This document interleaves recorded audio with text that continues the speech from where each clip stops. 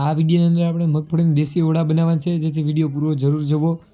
જો વિડીયો સારો લાગે તો લાઈક કરી દેજો। પહેલાં આપણે ઉપાડી લઈએ।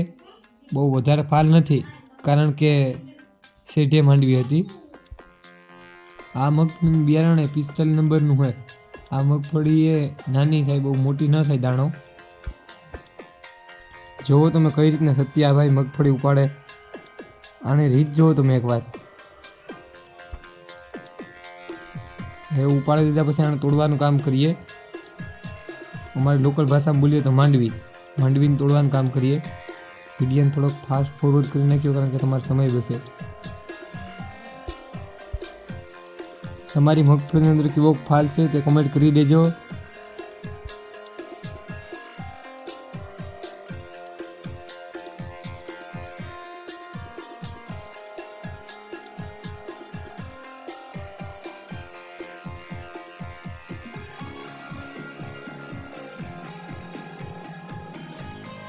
મગફળીની ઓળાની અંદર જો સૌથી અઘરું કામ હોય તો તોડવામાં ખૂબ જ સમય લાગે છે। જે તૂટી ગયા આપણે જોવો। હવે આ પાંદડા ને બધું સળગાવવાનો મેળ કરી લઈએ। નીચે પાંદડા રાખશું અને ઉપર આ હાઠા।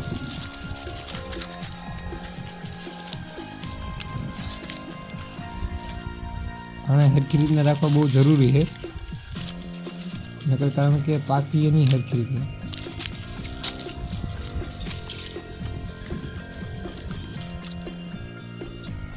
હવે આના ઉપર મગફળી નાખી દઈએ, હેઠી ના પડી જાય તે રીતના ધ્યાનથી નાખવી પડીએ। અને આના ઉપર પણ આજે પાંદડા રાખવા પડીએ, ઉપર નહીં પાકે, હેઠલી પાકી જાય।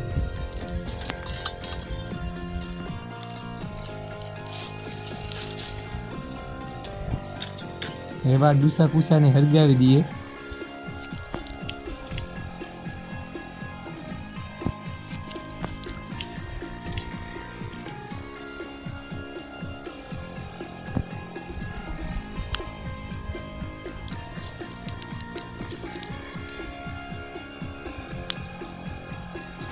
હવે આગળ વિડીયોની થોડી ક્વોલિટી બગડશે, કારણ કે અંધારું થવા લાગ્યું હતું ને આપણે મેરા એવો મૂંગો ફોન નથી જે અંધારામાં ચોખ્ખું ઉતારી શકે।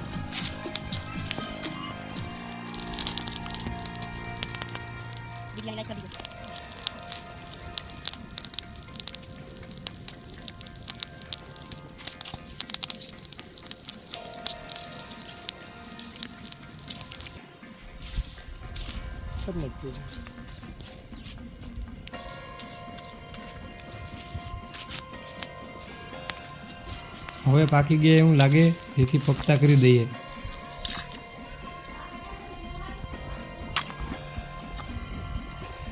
મગફળી જ્યારે નરમ હોય ત્યારે જ ઉળા કરીને ખાવાની મજા આવે, બાકી કડક થઈ જાય તે પછી ખાવાની મજા આવતી નથી।